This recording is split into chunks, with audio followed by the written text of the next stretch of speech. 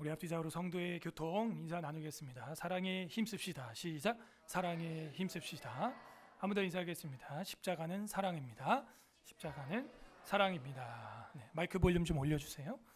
지난주에는 영원한 흔적이라고 하는 제목으로 아가 8장에 하나님의 특별 계시의 말씀을 들었습니다. 한 주 동안도 하나님의 사랑을 도장처럼 새기고 살아가셨는지요.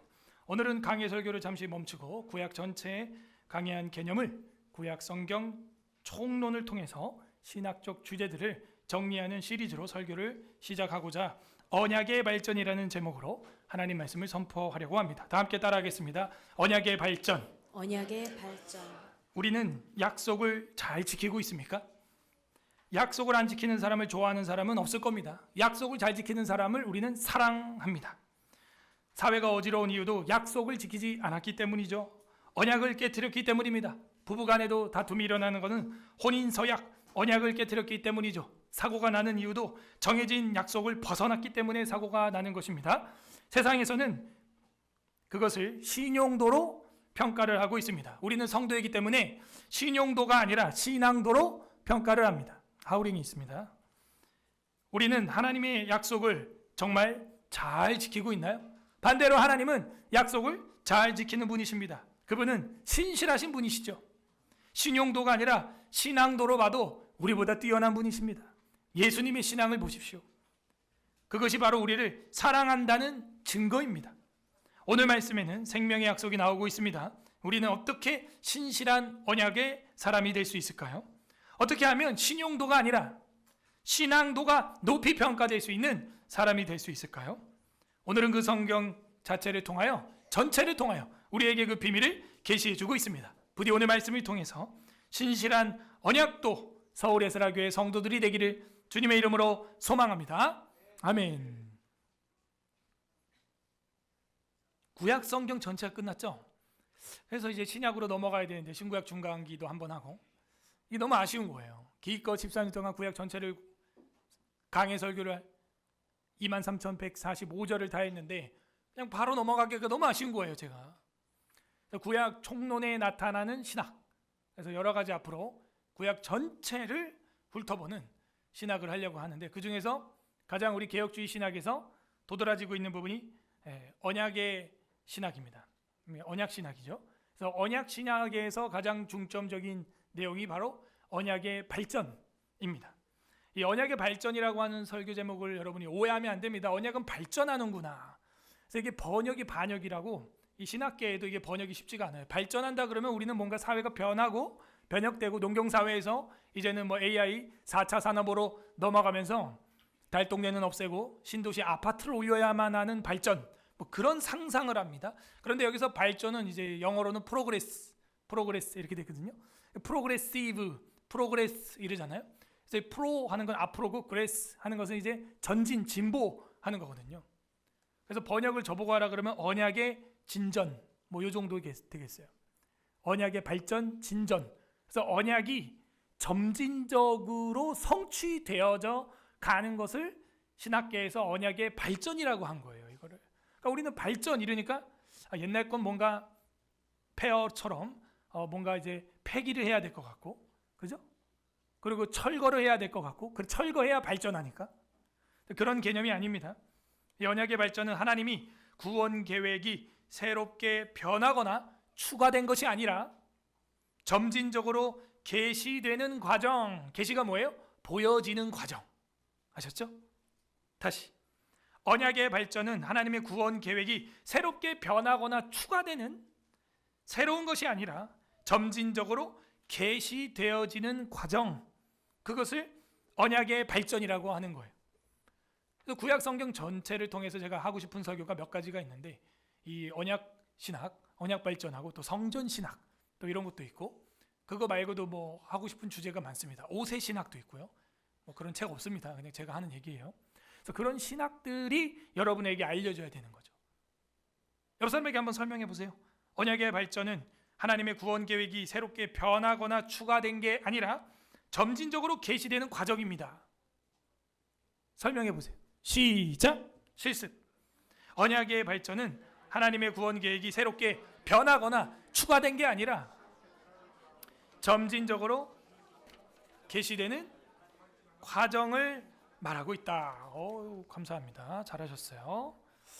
네, 그래서 우리가 구약 39권에 나타나 있는 하나님의 언약을 정리를 해보도록 하겠습니다. 하나님의 언약이 너무 많죠. 그런데 핵심이 있어요.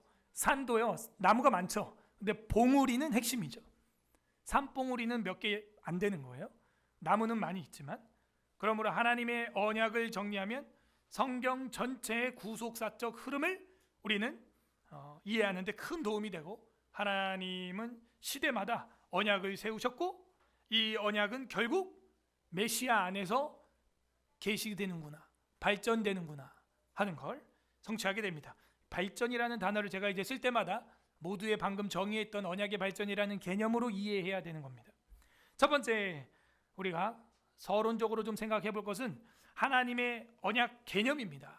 하나님의 언약은 이제 히브리어로 베리트라고 하는데, 하나님 자신이 백성과 맺으신 약속, 하나님과 관계 있는 사람들과의 틀, 그걸 언약이라고 하는 거예요. 그러니까 여러분과 관계 없는 사람하고는 언약을 안 하죠. 관계 있는 사람하고 언약을 하는 거예요. 자신의 백성, 자신의 자녀, 자신의 사랑, 자신의 공동체, 자신의 국가하고 언약을 맺고 관계의 틀을 짜는 겁니다. 프레임이라고 하죠. 프레임. 우리가 그 틀을 짜는 거예요. 그게 있을 때 어떻게 돼요? 사랑하게 되는 거예요. 성경의 언약은 보통 두 가지입니다. 양방향, 따라서 양방향, 일방향. 양방성과 일방성이 있어요. 성경의 언약은 보통 양방성은 조건부라는 거예요. 이걸 우리는 소위 무슨 언약? 그렇지. 와, 역시 애들이 더 잘해요. 따라서 행위 언약. 행위 언약이요. 그러나 이 행위 언약도 어떤 카테고리 안에 포괄적으로 포함되어 있다? 은혜 언약. 행위 언약은 정죄 언약이에요. 행위 언약은 딱딱한 언약이에요. 행위 언약은 우리를 죽이고 멸망시키고 혼내려는 언약이에요? 아니죠. 행위 언약도 어디에 포함되어 있다고요? 은혜 언약에 포함되어 있어요. 그럼 신약에 와서 나타난 은혜 언약은 뭐예요? 어디에 포함되어 있는 거예요? 은혜 위에 은혜로라, 이렇게 되는 거죠. Grace upon grace. 이해가 되세요? 더 강력한 은혜 언약이라는 거죠. 행위 언약도 은혜 언약인데 우리가 그 더 강력한 은혜 언약과 구분짓기 위하여 행위 언약이라고 한 거예요. 잊으면 안 됩니다. 어쨌든 성경 언약은 두 가지예요. 조건부가 있는 양방성과 양방향과 또 하나는 무조건부가 되는 일방향이 있어요. 무조건부예요. 그건 하나님이 그냥 주시는 거예요. 우리하고 상관없어요.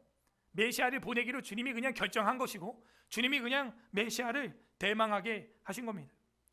이렇게 양방향과 일방향, 조건부와 무조건부, 따라하세요. 조건부, 무조건부로 나뉩니다.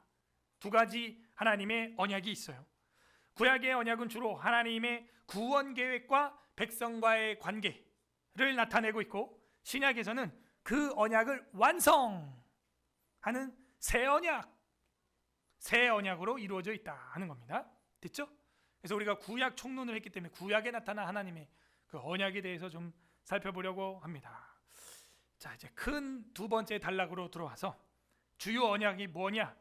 구약 39권을 우리가 13년 동안 살펴본 결과 아주 중요한 산 봉우리가 분명히 있다. 분명히. 대한민국에 많은 산이 있지만 대표적인 산이 한라산과 백두산이 있다. 태백산맥이 있고 소백산맥이 있다 하는 것처럼, 첫 번째, 두 번째 큰 단락에서 주요 언약의 첫 번째는 우리가 오늘 본 바로 아담 언약이에요. 1. 아담 언약 되겠습니다. 아담 언약 창세기 1, 2, 3장에 나와 있죠. 언약의 대상은 아담과 하와, 인류, 최초의 인류, 그리고 인류 전체입니다. 그 언약의 내용이 무엇입니까? 제일 먼저 창세기 1장 28절. 오늘은 저랑 성경 구약을 다 사각사각 넘겨볼 겁니다. 1장 28절 보세요. 1장 28절. 창세기 1장 28절 2페이지 1장 28절 합독합니다. 시작. 하나님이 그들에게 복을 주시며 하나님이 그들에게 이르시되 생육하고 번성하여 땅에 충만하라. 땅을 정복하라. 바다의 물고기와 하늘의 새와 땅에 움직이는 모든 생물을 다스리라 하시니라. 네, 이거 하나님이 주신 명령이죠. 문화 명령이죠. 문화 대명령인데 하나님이 인간과 맺은 언약이 바로 이 아담 언약. 제일 첫 번째 나온 언약. 창조 질서를 어떻게 하라? 따르고 생육하고 번성하며 다스려라 하는 거예요. 이게 제일 먼저 나온 복이에요. 복. 그리고 나서 아담 언약에 또 나오는 게 2장 16절 넘겨요. 2장 16절 17절 두 절 읽어보겠습니다. 시작. 여호와 하나님이 그 사람에게 명하여 이르시되 동산각종 나무의 열매는 내가 임의로 먹되 선악을 알게 하는 나무의 열매는 먹지 말라. 내가 먹는 날에는 반드시 죽으리라 하시니라. 죽으리라. 그죠? 이것 또한 아담 언약에 포함되어 있는 겁니다. 생육하고 번성하라. 선악과는 근데 먹지 말아라. 범죄 시 너는 죽음과 저주를 면하지 못할 것이다. 어때요? 네, 조건부죠. 양방성이죠. 그러므로 이거를 행위 언약이라고 우리가 이야기를 합니다. 그런데 결과론적으로 어떻게 됐습니까? 아담이 그 선악과를 하와를 통하여 먹게 되었습니다. 그래서 타락으로 이어지고 하나님과의 언약은 어떻게 됐어요? 화장창 깨지게 된 거죠. 인류의 죄와 죽음이 최초로 시작이 된 것이죠. 그러자 주님은 이 백성들을 그냥 내버려둬도 돼요. 죽으리라고 약속을 했고 먹었으니까 죽는 거죠. 그런데 하나님은 어떻게 하셨냐? 또 언약을 하시는 거예요. 이게 언약 신학이에요. 창세기 1장부터 이렇게 볼 때 하나님은 어떤 분이다? 언약하시는 분이구나. 계속 약속을 하는 거예요. 전 여기서 이제 이해가 된 거예요. 제가 왜 그러는지. 너네 이거 청소 안 하면 다 갖다 버릴 거야. 이러고 안 버려. 진짜 버린다. 이러고 안 버려 또. 청소해 빨리.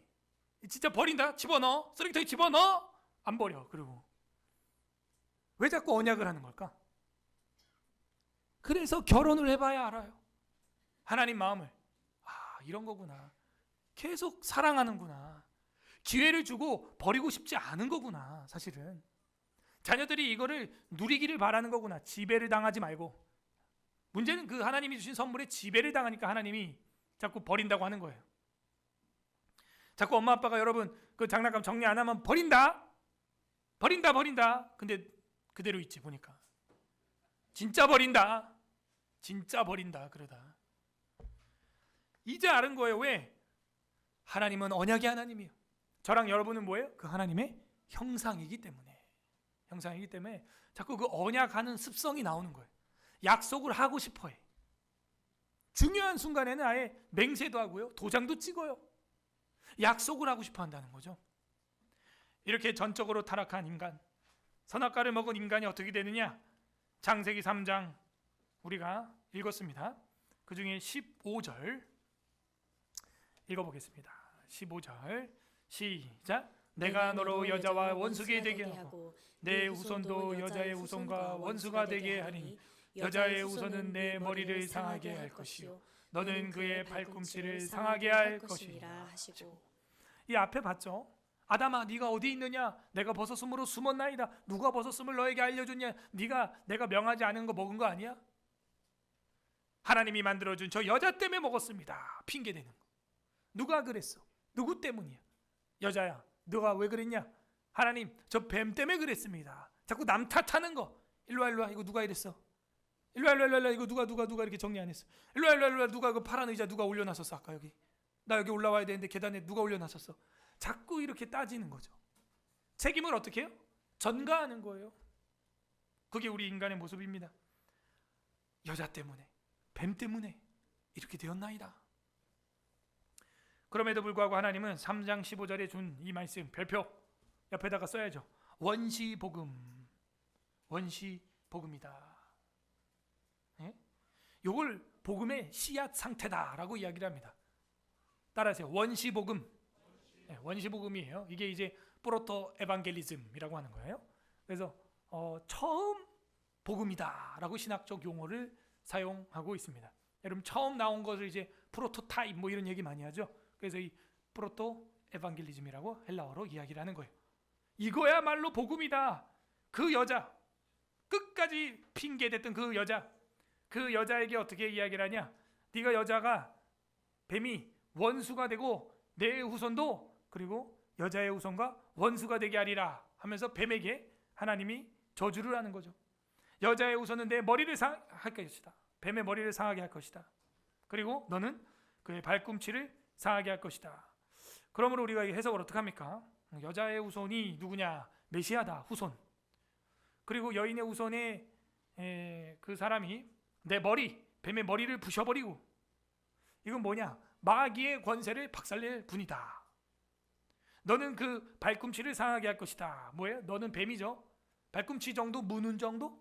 그래서 아마 십자가의 고통, 그걸 줄 것이다 하는 것을 상징적으로 보여주고 있다 하는 것이죠. 그리고 우리가 읽었다시피 이래서 여자는 임신하는 고통을 얻게 되고 남자는 수고하면서 땀을 흘려야 하는 것이죠. 저는 이해가 안 됐어요. 처음에는 출산하는 고통이어야 하는데 왜 임신하는 고통이라 그러죠? 여러분, 임신하는 것 자체가 고통이에요. 토하고 아무것도 못 먹고 막 살이 쭉쭉 빠지는 그런 어머니들을 많이 봤습니다. 임신하는 것 자체가 엄청난 고통이고 정신적으로, 호르몬적으로, 스트레스적으로 굉장히 힘든 것입니다.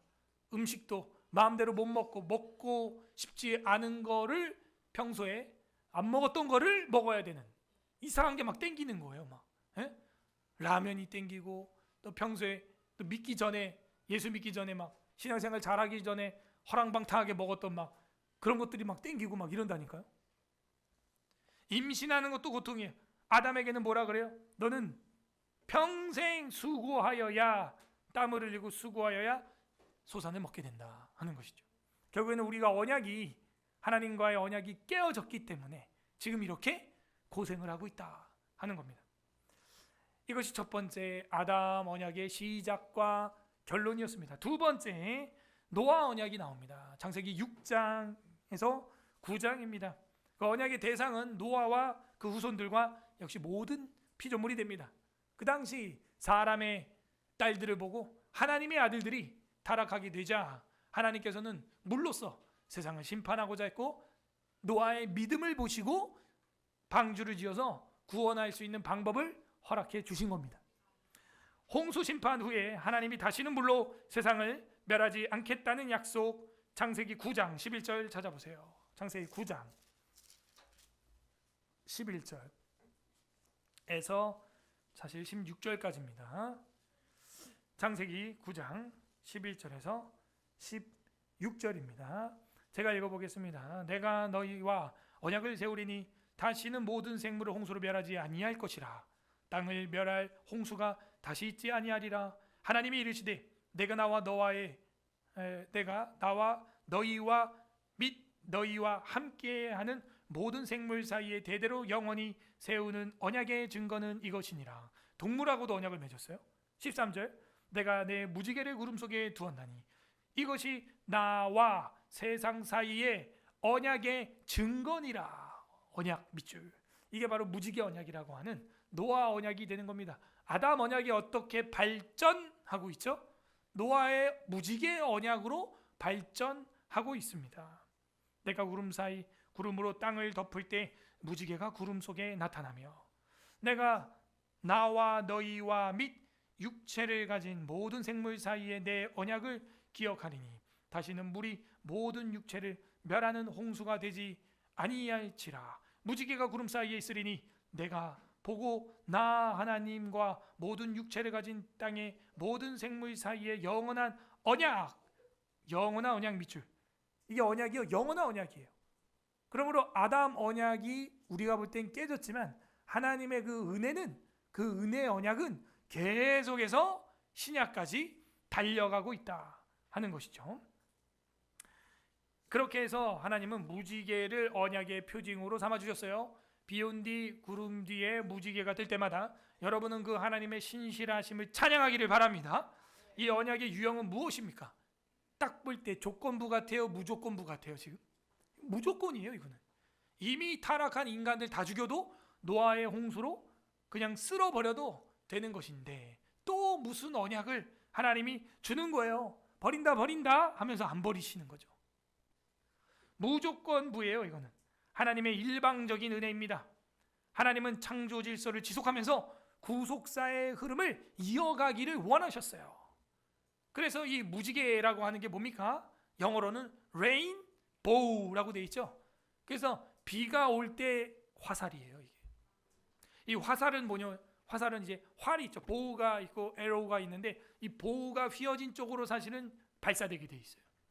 근데 무지개가 뭐예요? 땅에 비가 내리면 이렇게 U자형으로 돼야 되는 거 아니에요? 화살이 밑으로 쏟아지고 있잖아요. 어제도 잠깐 비가 왔는데, 근데 이 학자들이 보는 걸 봐요. 이 레인보우의 방향이 어떻게 돼 있어요? 그럼 화살은 어디로? 에로우는 어디로 쏘아지는 거예요? 위로 나가는 거예요. 그래서 하나님의 이 은혜 언약이라는 것을 벌써 상징적으로 보여주고 있고, 하나님이 자신을 찔러 자신을 희생하여 너희에게 은혜를 베풀 거라는 걸 보여주고 있는 겁니다. 이 레인보우는 동성애자들의 심볼리즘이 아닙니다. 절대주 창조주 하나님의 은혜 언약의 심볼이죠. 세 번째로 창세기 12장에서 17장까지 나오는 아브라함의 언약이 나오고 있습니다. 이 언약의 대상은 아브라함과 역시 그 모든 후손이 되고요. 가나안 땅을 기업으로 약속해 주겠다. 창세기 12장 1절 다 같이 읽어보세요. 12장 1절 시작. 여호와께서 아브라함에게 이르시되 너는 너희 고향과 친척과 아버지의 집을 떠나 내가 네게 보여줄 땅으로 가라. 네, 가나안 땅으로 가라. 그 땅을 기업으로 주겠다고 약속한 게 아브라함의 언약입니다. 땅에 대한 약속이죠.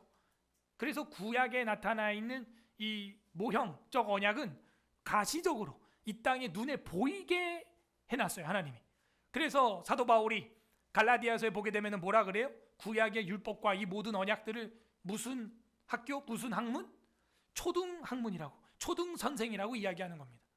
아직은 연약한 인간들이기 때문에, 신앙이 어리기 때문에. 맞아요. 구약의 신앙인들은 여러분보다 신앙이 어린 겁니다. 사실은 신앙이 어린이 수준에 있기 때문에 땅에 눈에 보이는 것들, 이런 걸로 교훈을 하는 거예요. 왜? 성령의 충만한 강림 시대가 아니기 때문이죠.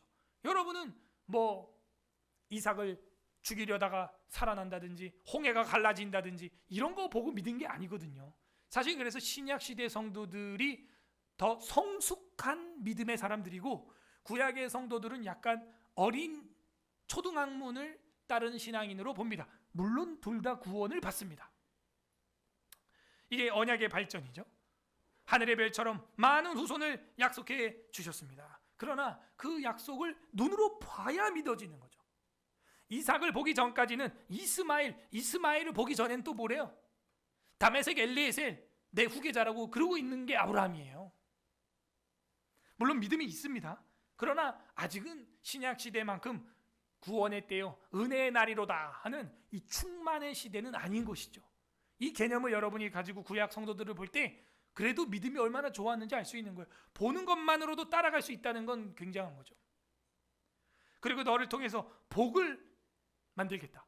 3절 읽어보세요. 12장 3절 시작. 너를 축복하는 자에게는 내가 복을 내리고 너를 저주하는 자에게는 내가 저주하니 땅의 모든 족속이 너로 말미암아 복을 얻을 것이라 하신지라. 자, 이것도 눈에 보이는 가시적인 거죠. 지상의 이야기를 해요. 신약은 천상의 이야기를 하고, 구약은 이 자꾸 지상의 이야기로서 신앙인들을 훈련시키는. 자, 여기서 스스로 이제 질문하세요. 여러분 신앙은 구약형입니까? 신약형입니까? 아직도 눈에 보이는 거, 내가 이 땅에서 뭐가 되겠다, 하겠다, 갖겠다, 벌겠다, 아직도 구약신앙이라면 아까 우리가 이야기한 대로 아직은 초등신학이에요. 초등. 아직도 구약시대를 살고 있는 거예요. 내가 너를 복이 되게 하겠다. 너를 저주하는 데는 내가 저주하겠다. 너를 축복하는 자에게 내가 복을 주겠다 하면서 너를 복의 통로로 사용하겠다. 이게 아브라함의 언약. 그리고 자녀는 어떻게 되나? 하늘의 별처럼 내가 많게 하겠다. 15장. 이것도 언약이에요. 횃불 언약이라고 하는 아브라함의 언약인데요.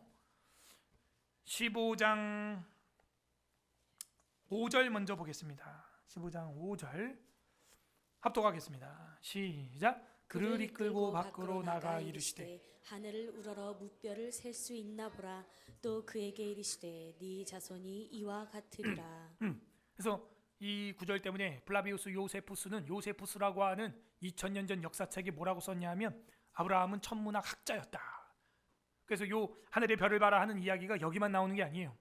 성경 곳곳에 나옵니다. 그리고 애굽에 내려갔을 때 뭘로 먹고 살았을까? 그들에게 천문학 기술을 알려주고 아브라함은 밀가루를 받아서 먹고 살았겠구나. 그렇게 주석이 되어 있습니다. 6절 별표 다 돼 있죠? 15장 6절 아브라함이 여호와를 뭐하니? 이게 최초의 믿음이에요. 밑줄. 믿으니 여호와께서 이를 그의 의 밑줄. 이걸 우리는 신학적 용어로 뭐라 그래요? 이, 신, 칭, 의의 첫 구절입니다. 이게 15장 6절은 너무너무 중요한 구절이에요.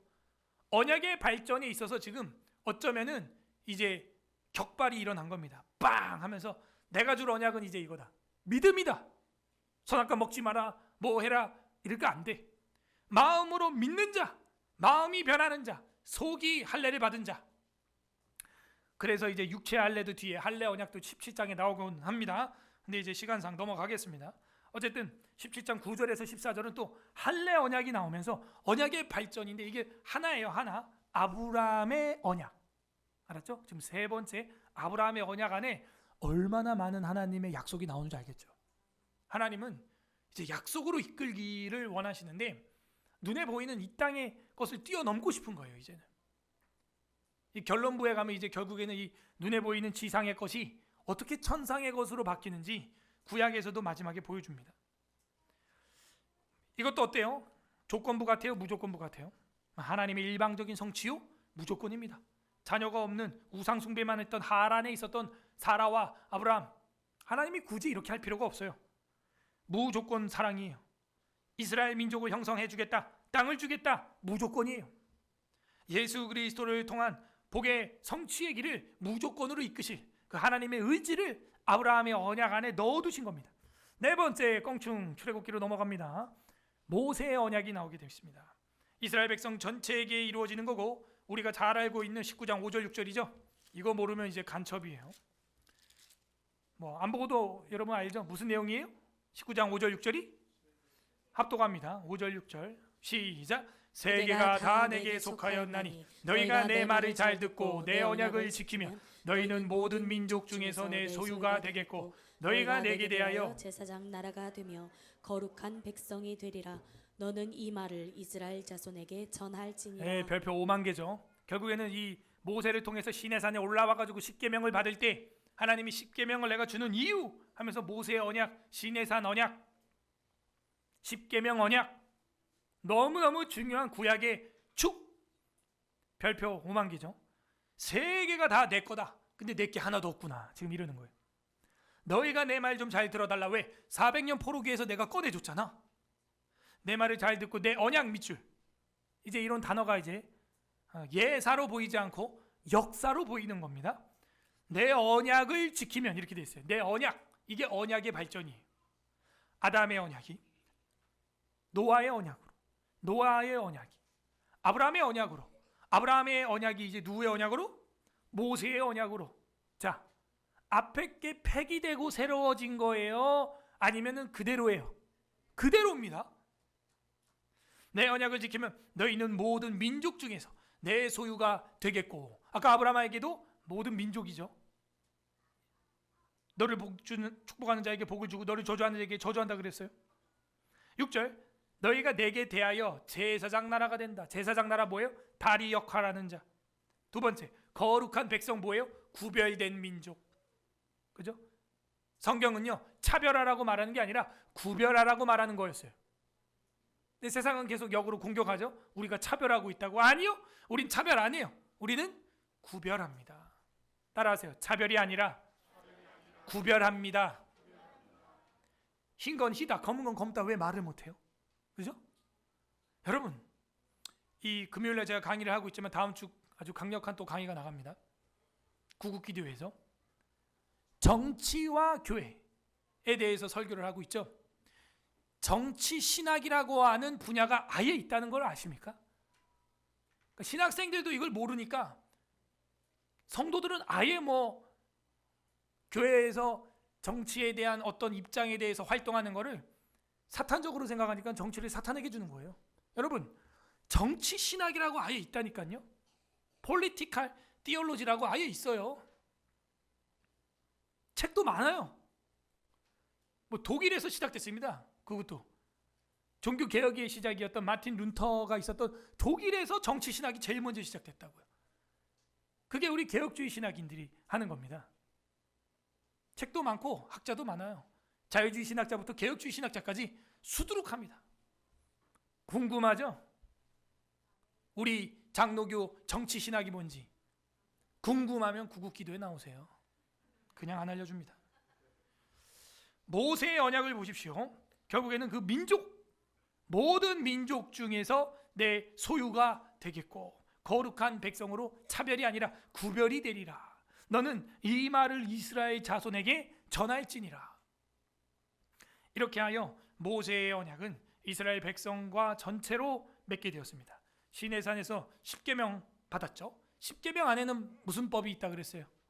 도덕법, 의식법, 사법법 이런 것들이 있습니다. 그래서 너희가 내 말을 잘 듣고 내 언약을 좀 지켜달라. 그런데 결국 이게 잘 안 되죠. 그리고 신약에 와서 베드로전서 2장 9절에 성취가 되었다. 이방인에게 이 바톤이 넘어오게 되었다 하는 겁니다. 자, 요거는 어떤 것 같아요? 무조건부 같아요? 조건부 같아요? 조건부잖아요. 내 언약을 지키면, 그죠? 너희가 내 말을 들으면, 잘 듣고 내 언약을 지키면 if절이잖아, 영어로. 그러면 이건 조건부예요. 그러므로 이스라엘 백성은 어떻게 해야 되냐? 순종해야 할 필요성이 있는 겁니다. 백성이 불순종하여 근데 여러 심판을 받게 되는 게 구약 성경 이야기가 되었어요. 하나님이 많은 걸 바란 거 아닙니다. 10개, 10계명 바랬는데 그렇게 됐어요. 결국 이것은 또 박살이 납니다. 자, 여기서 뭘 볼 수 있어요? 하나님께서 이 네 번째 언약까지 이끌어 오면서 무조건적인 언약으로 이끌어 왔죠. 그래서 이들이 좀 변한 줄 알았어. 하나님은 좀 인간이 될 줄 알았지. 이제 뭐 나이가 10살이 넘었고 똥오줌 가리니까 이제 어른이 된 줄 알았는데 여전히 아이예요. 여전히 조건부를 한번 해봤어요. 행위 언약을 한번 해봤습니다. 돼요, 안 돼요? 여전히 안 되는 거예요. 지금은 아담과 하와 때랑 완전 다릅니다. 백성들도 많고요, 땅도 있고요. 여호수아를 통해 가지고, 그죠? 가나안 땅에 정복도 했고 정착도 했습니다. 사사들을 통해 가지고 환난 중에도 하나님이 12번 이상 구해주고 삼손을 통하여 능력까지 보여주셨어요. 그런데 이 한 번 고장난 인간이 제대로 돼요, 안 돼요? 안 된다는 거죠. 여러분들 물건을 쓰다 보면요, 한 번 고장난 그 부분이 계속 고장난다는 걸 알 수가 있습니다. 한 번 꺾인 그 부분이 계속 접혀요. 줄이, 선이, 그리고 단선이 일어납니다. 결국에는. 그러므로 백성의 불순종으로 말미암아 여러 가지 심판이 쏟아지는 이야기, 그게 결국 구약의 역사서와 선지서가 된 겁니다. 다섯 번째, 그럼에도 불구하고 하나님께서는 다시 한번 마음을 다잡고 다윗 언약을 세웁니다. 다섯 번째, 다윗 언약. 사무엘하 7장과 시편에 나와 있죠. 다윗 그 왕조를 통하여 그 나라를 영원히 내가 다시 세우겠다. 왜 이렇게 됐냐면 다윗이 7장에서 먼저 아이고, 나는 이렇게 백향목 궁전에 있는데 하나님의 법궤는 저 텐트에 있구나. 너무나 죄송하다. 내가 더 멋진 궁에 저 법궤를 가지고 와야겠다 했더니 하나님이 뭐라 그래요? No thank you. 괜찮아. 너 하지 마. 그리고 너는 손에 피를 너무 많이 묻혔어. 네 아들이 할 거야. 솔로몬, 네 아들이 할 거야. 그런데 너 마음이 참 예쁘구나. 그러므로 내가 너의 집을 만들어 주겠어. 딱 이렇게 하는 거예요. 그게 다윗 언약의 핵심이에요. 다윗이 하나님 앞에 그런 아름다운 기도를 올렸더니 하나님이 No thank you. 괜찮아. 다윗 내가 너 집을 영원히 세워줄게. 오히려 와, 하나님 멋져요, 안 멋져요? 우리 기도도 한번 이렇게 멋지게 해보자고요. 하나님 나 이거 주시고, 나 사업 이거 주시고, 나 자녀 뭐지? 그거 말고 하나님 이거 필요하시죠? 하나님 감동을 받아. 하나님 뭐라 그래? 괜찮아. 내가 너 이거 더 줄게. 이렇게 하고 싶어요. 하나님은 멋있게. 이게 안 되는 거예요. 근데 우리는 다윗의 왕위를 영원히 견고하게 해주겠다. 사무엘하 7장 16절 찾아보세요. 다 같이 읽어보겠습니다. 사무엘하 7장 16절 13절에도 있네요. 13절 473페이지 473페이지 사무엘하 7장 13절 16절 두 절 보겠습니다. 7장 13절 473페이지 473페이지 7장 13절 합독합니다. 시작. 그는 내 이름을 위하여 집을 건축할 것이요 나는 그의 나라 왕위를 영원히 견고하게 하리라. 16절 합독합니다. 시작. 내 집과 네 나라가 내 앞에서 영원히 보존되고 네 왕위가 영원히 견고하리라 하셨다 하라. 네, 이게 바로 다윗 언약이라는 거예요. 하나님께서는요, 오히려 내가 내 나라를 영원히 견고하게 세워 주겠다. 나란히 이 모든 말씀들과 이 모든 계시대로 다윗에게 말하게 됩니다. 그러므로 이거는요, 조건부예요, 무조건부예요? 무조건부죠. 양방성이에요, 일방성이에요? 일방성이에요. 내가 해줄게, 내가 해줄게. 하나님이 성취할 거야. 이 이야기는요, 아모스 마지막 장 마지막 절에도 나옵니다. 그 다윗의 장막은 무너지지 않을 것이다. 다시 일으키고 영원히 서 있을 것이다. 이 언약이 구약의 선지서와 소선지서와 대선지서를 흘러서 메시아 사상까지 흘러가게 된 것이었다. 그러므로 마태복음 1장 1절에 보게 되면 다 같이 읽어보겠습니다. 합독합니다. 신약 1페이지 시작. 아브라함과 다윗의 자손 예수 그리스도의 계보라. 아브라함과 누구? 이제 여러분은 이해가 됐어요. 왜 여기 아브라함과 다윗이 나왔는지. 언약 신학의 발전이에요. 아브라함의 그 언약 믿음의 대명사죠. 다윗의 언약 뭐예요? 왕권의 대명사죠. 예수님은 누구예요? 그 언약의 믿음과 그 왕권으로 오시는 분이다. 그러므로 마태복음 1장에 나오는 족보는 이거는 왕의 족보다 라는 것입니다. 다윗의 언약은 이렇게 신실하게 메시아 안에서 성취가 되어질 것이고 되었습니다. 여섯 번째 넘어가겠습니다. 예레미야와 맺은 새 언약이 나옵니다. 새 언약? 그게 한자로 하면 뭐예요? 새 언약은 신약. 새 언약은 바로 신약이 되는 거예요. 신약. 예레미야 31장 31절에 나와 있습니다. 이스라엘과 유다와 모든 믿는 자와 맺은 언약이고 율법을 돌판이 아니라 이제는 틀렸어. 돌판에 새기니까 이게 안 돼. 진짜 돌에 있나 봐. 그래서 아예 마음속에 새기게 될 것. 이게 바로 신약, 새 언약이 됩니다. 자, 예레미야 살펴보겠습니다. 예레미야 31장 신약 성경 1101 1102 페이지 31장 31절 1102 페이지 1102 페이지 예레미야 31장 31절 합독합니다. 시작. 여호와의 말씀이니라. 보라, 날이 이르니 내가 이스라엘 집과 유다 집에 새 언약을 밑줄. 새 언약 옆에 써요. 신약, 복음 딱 쓰면 되겠죠. 그러므로 갑자기 예수님이 뚝딱, 갑자기 예수 그리스도의 복음의 시작이라 뚝딱 한 게 아니고 이미 수백 년 전부터, 수천 년 전부터 주님은 언약의 발전으로 신실하게 이끌어 오고 있었습니다. 여호와의 말씀이니라. 보라, 날이 이르리니 내가 이스라엘 집과 유다 집에, 예수님이 무슨 지파? 유다 지파. 유다 집에 새 언약을 맺으리라. 이 새 언약 동그라미 별표. 이제는 돌판이 아니에요. 이제는 그냥 말로만 하는 게 아니에요. 이제는 속에다가 집어넣겠다는 거예요. 그러면 어떻게 된대요? 33절 보세요. 그러나 그날 후에 내가 이스라엘 집과 맺은 언약은, 언약 또 나왔어요. 이러하리니 곧 내가 나의 법을 그들의 속에 두며, 밑줄 빡, 속에 집어넣어버려. 그들의 마음에 기록하여, 돌판 말고 마음에 기록하여 밑줄. 나는 그들의 하나님이 되고 그들은 내 백성이 될 것이라. 여호와의 말씀이니라. 어떻게 이제 우리가 하나님 백성이 되느냐? 마음 속에 주님의 새 언약이 새겨지는 것이죠.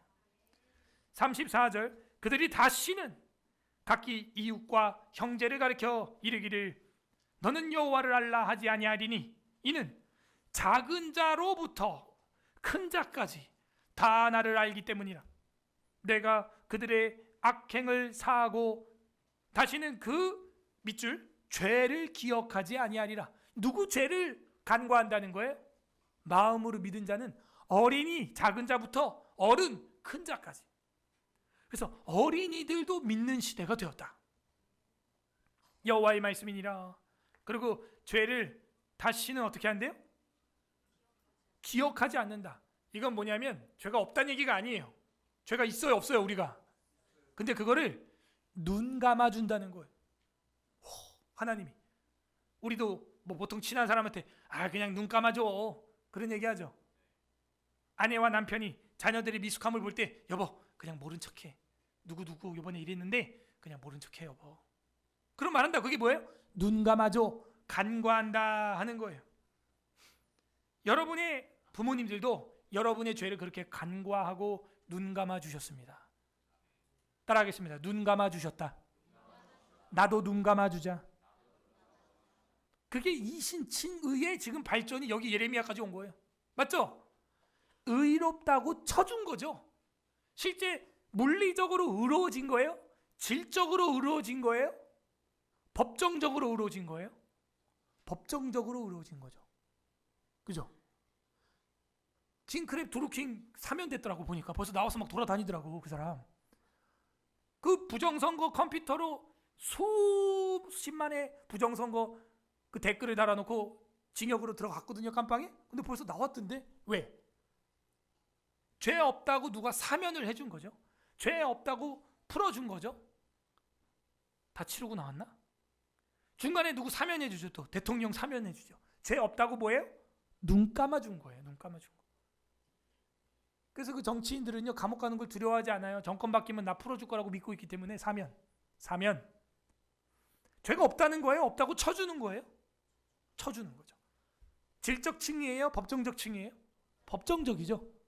법이 이렇게 강력한 겁니다, 여러분. 그러므로 이거는 무조건부예요.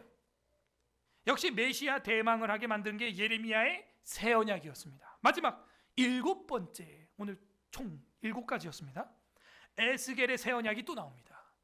대선지서라고 소위 말하고 있는 우리가 예레미야하고 에스겔만 봐도 소선지서는 생략을 해도 되겠다. 에스겔 36장 25절부터 보게 되면은 에스겔의 새 언약의 예언이 나오고 있습니다. 이스라엘과 유다와 모든 믿는 자와의 언약이며 성령을 주어서 순종하게 할 것이다라고 적극적으로 계시해주고 있습니다. 에스겔 보겠습니다. 에스겔 36장 25절부터입니다. 1209페이지 1209 많은 물을 너희에게 뿌려서 너희로 정결하게 하되. 그러므로 세례는 정결의 상징이죠. 곧 너희 모든 더러운 것에서와 모든 우상에게서 우상 숭배에서 너희를 정결하게 할 것이며 아까와 같죠? 죄를 기억하지 아니하신다. 별표 26절 별표 합독합니다. 26, 27 별표예요. 합독합니다. 시작. 또 새 영을 너희 속에 두고 새 마음을 너희에게 주되 너희 육신에서 굳은 마음을 제거하고 부드러운 마음을 줄 것이며 또 내 영을 너희 속에 두어 너희로 내 율례를 행하게 하리니 너희가 내 규례를 지켜 행할지라. 발전했습니다. 아까 안 나왔던 단어 내영 밑줄 빡, 새영 밑줄 빡. 26 새영, 27 내영 이런 게 없었어요. 아까 이게 언약의 발전이라는 거죠. 예레미야는 바벨론 전후 어디예요? 전. 에스겔은 전후 후. 그러니까 발전하고 있죠. 이게 시간차로 여러분이 이거를 봐야 되는 거예요. 그렇구나. 그러면 어떻게 그 죄를 관가하고 어떻게 그 마음에 두겠냐 할 때 하나님의 영, 하나님의 새 영 그걸 부어 주시겠다는 거예요. 그것으로 말미암아 너희 속에 두어서 내 율례를 행하게 하리니. 답. 이거 엄청나게 중요한 겁니다. 지금 27절이. 여러분이 왜 하나님 말씀대로 못 살고 있는 줄 아세요? 성령으로 충만치 않기 때문입니다. 그러므로 우리가 기도할 건 뭐예요? 그렇죠. 성령 충만이에요. 성령 충만한 사람의 특징이 뭐예요? 마음의 감화가 일어날 때 그냥 순종해버려. 그냥 내 마음에 이 교회를 어떻게 섬기겠다 하면요, 바로 순종돼버려. 그냥 뭐 고민 안 해요. 그냥 바로 순종해요. 그냥 고민 안 합니다. 여러분, 치약 사는 거 고민해요? 비누 사는 거 고민합니까? 집에 휴지 쓰죠? 휴지 많이 쓰죠? 휴지 사는 거 고민해? 고민 안 해. 그냥 바로 사는 거예요. 자연스러워요. 생활에 필요한 모든 것은 여러분은 자연스럽게 삽니다. 고민 안 합니다. 고민하는 것 자체가 뭐다? 욕심이에요. 내가 차를 요번에 더 좋은 걸로 바꿔서 부티 좀 내볼까? 하차감 좀 한번 느껴볼까? 승차감 말고 차 내릴 때 하차감. 사람들이 나를 어떻게 쳐다보나? 그거부터 욕심이에요. 고민하는 것 자체가 욕심이에요. 교회에서도 마찬가지예요. 고민하는 것 자체가 욕심이에요. 그냥 주방 설거지 하면 되는 거예요. 밥을 더 먹는 척 하다가 설거지 투입할까? 고민하는 것 자체가 그게 욕심이에요. 나 뭔가 다른 일 없나 하면서 주방을 빙빙 도는 것 자체가 그게 욕심이에요. 네. 아, 화장실 청소는 누가 하겠지 하는 게 욕심이에요. 벌써 고민하는 것 순간 욕심이라고요. 성령에 붙들린 사람은 그냥 해요. 필요하면 그냥 하는 거예요. 휴지도 필요하면 그냥 사는 거지. 아, 내가 두루마리 휴지를 화장실에 사다 놔야 되나 이렇게 고민하는 사람이 있어요? 집에? 집에서 집에 내가 이 굳이 대변을 보고 두루마리 휴지를 내가 써야 되나 막 고민해? 고민해? 안 해요? 안 하죠. 쓰는 것도 한 칸만 뜯을까? 너무 적은데 3칸 고민하고 뜯어요? 후루룩 그냥 고민 안 해. 애들은 더 고민 안 해. 맨날 막혀. 그래서 뚫어야 되는. 휴지 아껴 써요, 얘들아. 막힌다.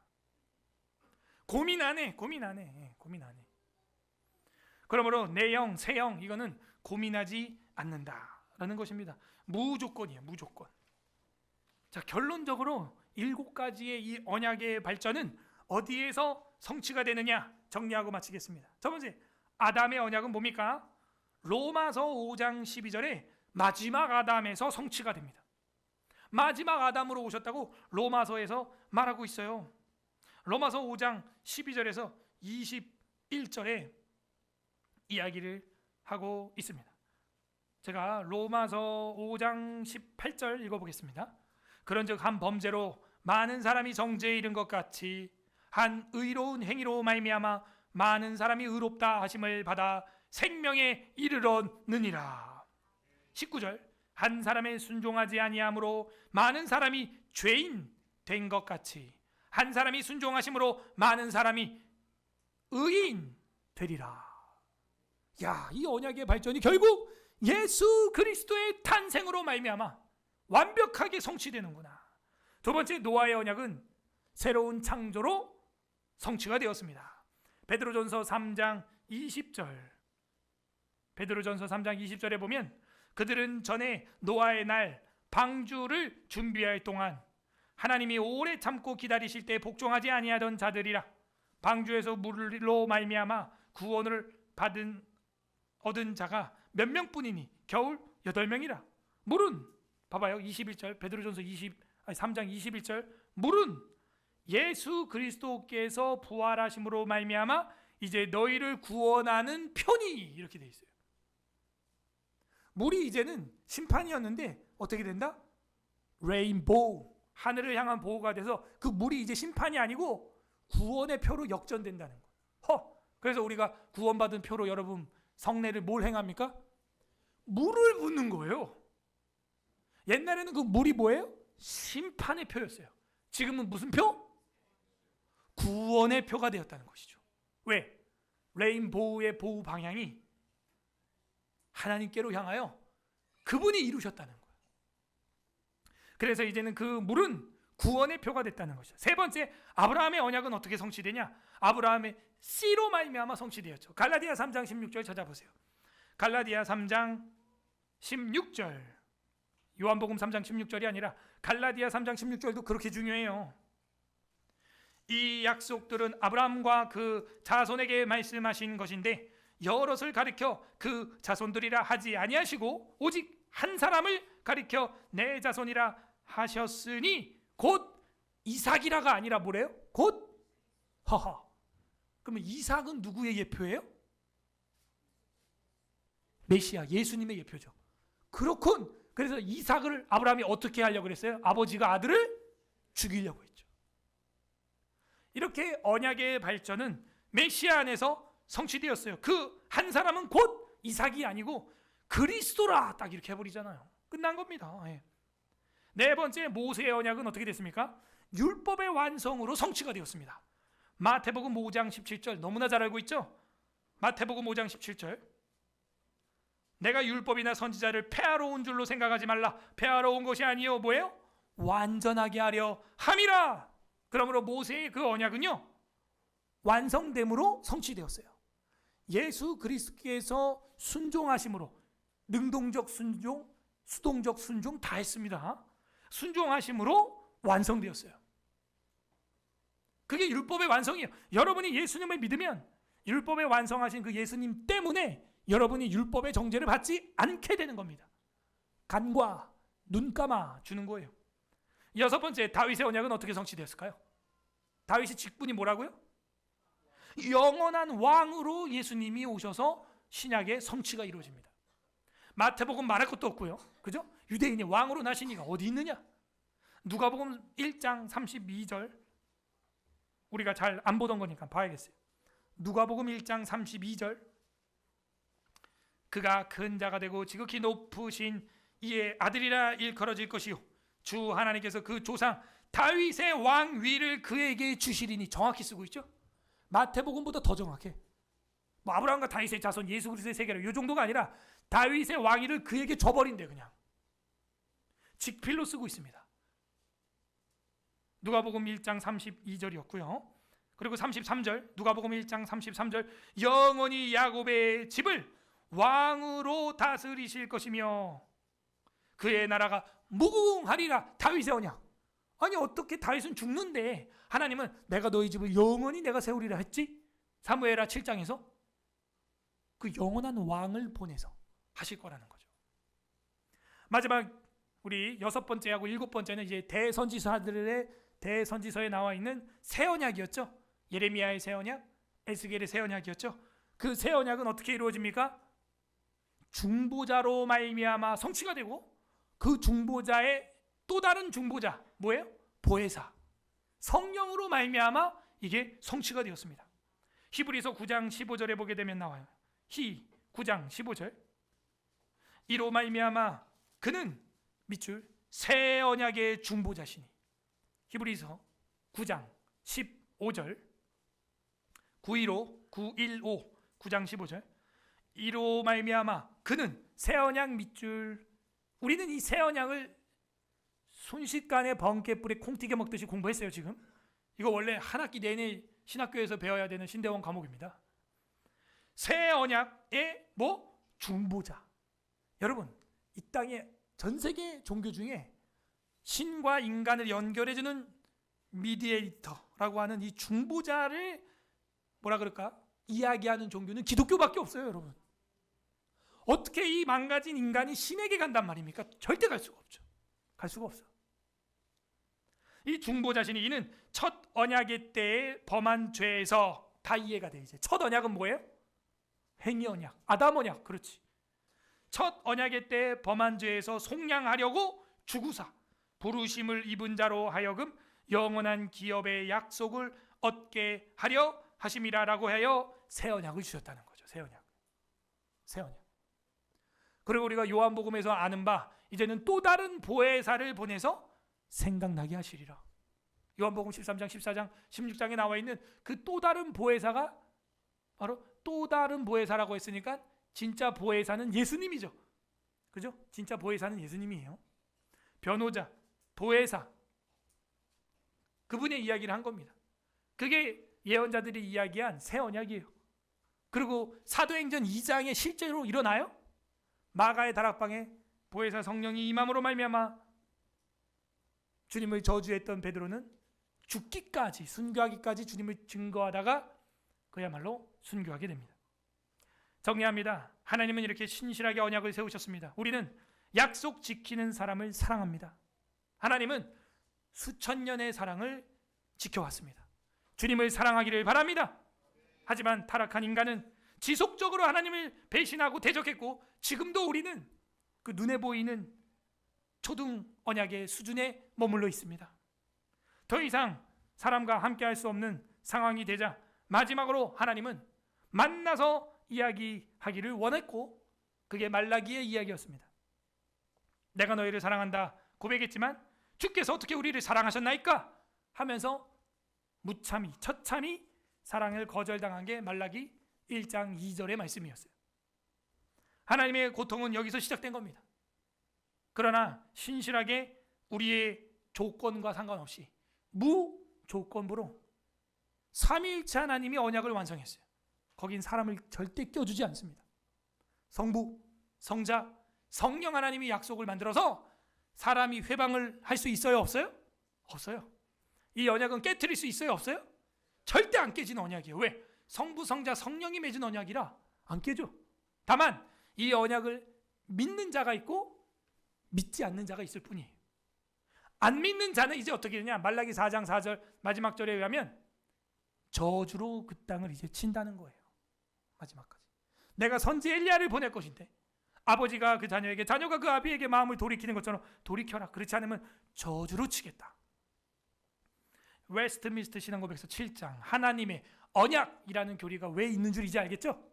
이렇게 개혁신학에서 중요하기 때문에 아예 웨스트민스터 신앙고백서 7장 전체가 다 하나님의 언약으로 되어 있습니다. 1항에 보게 되면 하나님의 낮추심의 표현인 언약, 소제목이 이래. 언약이 뭐라고요? 하나님의 낮추심의 표현이래요. 저는 이렇게 말했죠. 언약이 뭐냐? 베풀지 않아도 되는 자비. 그게 언약이에요. 너네 밥 먹으면 엄마 아빠가 이따가 사탕 줄 거야 라고 엄마 아빠가 굳이 할 필요가 없어요. 밥 안 먹으면 너 손해야. 밥 안 먹으면 너가 못 먹는 거야. 맛있는 돈가스, 맛있는 불고기 네가 못 먹는 거지 뭐. 그런데 굳이 엄마 아빠가 너 이거 먹어야 돼 밥. 그리고 먹으면 또 간식도 먹을 수 있대. 뭐 케이크를 준대. 왜 그러는 거예요? 베풀지 않아도 되는 자비. 언약하는 하나님의 본체가 그 아버지 어머니에게 모형이 있는 것입니다. 하나님과 피조물 사이의 간격이 너무나 크기 때문에 교리가 이렇게 말하고 있어요. 하나님과 피조물 사이의 간격이 너무 크대요. 이성적인 피조물이 마땅히 하나님을 그들의 창조주로 순종해야 하는데도 그들은 하나님에게 무슨 축복이나 상급을 얻어낼 수가 없고 오직 하나님 편에서 자원하여 베풀어 주시는 은혜로서만 가능하였다. 그런데 그 은혜를 하나님께서 언약을 수단으로 하여 나타내시기를 기뻐하셨다. 헐. 그러니까 그 은혜를 여러분 사모하는데 그 은혜는 어디에 들어있대요? 언약을 수단으로 하여 나타냈다는 거예요. 그러니까 하나님의 은혜는 어디 있다? 하나님의 은혜는 어디에 포장되어 있다? 언약이라고 하는 포장지에 딱 포장되어 있다는 거예요. 그 언약 중에 언약이 뭐예요? 우리한테는 지금 신약과 구약이 된 겁니다. 그래서 우리 교회는 사경회를 사랑합니다. 구약을 사랑합니다. 신약을 사랑합니다. 이게 언약의 발전이에요. 어떤 마음이 있어요? 자녀를 신실하게 언약하고 그 자녀가 말을 안 들어도 끝까지 데리고 가고 싶은 아버지의 마음. 이게 우리 하나님 마음이에요. 우리는 오늘 또 밥을 안 먹습니다. 또 성경을 안 먹습니다. 근데 주님은 말합니다. 먹으면 내가 이것도 줄게. 먹으면 또 간식도 줄게. 너 인생에 필요한 뭐 물질도 줄게. 이렇게 하는 거예요. 근데 사실 이건 어린이 초등학문 수준이에요. 각자 적용을 해보세요. 나는 정말 언약에 신실한 사람인가? 약속을 잘 지키고 있는가? 그 언약의 중보자이신 예수 그리스도를 믿고 있는가? 그리고 더 나아가서 이제는 눈에 가시적으로 보이는 언약의 수준을 뛰어넘어 천상의 언약에 순종하고 있는가? 그걸 우린 삶에서 돌아봐야 됩니다. 약속 안 지키는 사람을 좋아하는 사람은 없을 것입니다. 우리는 약속을 잘 지키는 사람을 사랑합니다. 세상은 이거를 신용도로 평가를 합니다. 신용도. 하지만 하나님은 우리를 신용도가 아니라 신앙도로 평가를 합니다. 보지 못하고 믿는 자가 더 복되도다. 너는 본고로 믿느냐? 보지 않고 믿는 게 복되도다. 우리 하나님은 정말 약속을 잘 지키는 분이었어요. 그리고 인간들이 일방적으로 깨트려도 신실하게 언약의 발전, 언약의 진전을 통하여 사랑의 결정체인 새 언약 예수 그리스도를 십자가에 못 박아 죽이시고 저와 여러분을 사랑한다는 것을 확증해 주셨습니다. 너희들이 나를 믿든 안 믿든 나는 너희를 사랑한다. 그대로 보여준 게 바로 예수 그리스도의 십자가입니다. 모든 언약의 핵심은 하나님의 구속 계획이었고 이는 하나님의 신실하심을 보여주는 거였습니다. 신약의 성도들은 이제 새 언약 아래에서 성령을 통해 변화된 삶을 살아가도록 부르심을 받은 거예요. 이젠 저와 여러분이 성령 충만하기를 바랍니다. 부디 오늘 이 말씀을 통해서 신실한 언약도 서울에스라교회 성도들이 되기를 주님의 이름으로 소망합니다. 우리는 약속을 잘 지키고 있습니까? 우리 설교를 생각하면서 창세기 3장만 읽어보겠습니다. 우리 감사 기도하시길 바랍니다. 첫 번째 감사 기도합시다. 우리에게 언약 신학을 깨닫게 해주신 하나님 감사합니다. 우리를 세상 신용이 아니라 믿음으로 평가해 주신 하나님 감사합니다. 우리는 주님을 배도하고 떠났지만 끝까지 언약의 발전으로 예수 그리스도의 새 언약을 주신 하나님 감사합니다. 십자가에서 예수님을 못 박아 죽여주심으로 말미암아 나의 죽음을 면하게 해주시고 사면시켜 주신 주님 감사합니다. 감사기도 하시고 두 번째는 회개합시다. 우리가 하나님의 언약을 떠나서 눈에 보이는 것만 쫓아 살아가고 있는 우리의 이 초등학문적인 신앙 주님 용서하여 주옵소서. 세 번째는 간구하는 기도 올리길 바랍니다. 주님 우리에게 이제는 성령으로 부어 주시옵소서. 새 마음 새 영 주님의 영 우리에게 부어 주시옵소서. 우리 주님 한번 부르고 기도하겠습니다.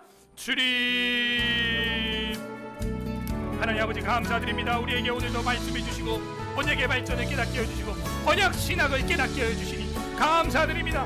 우리가 죽어야 하지만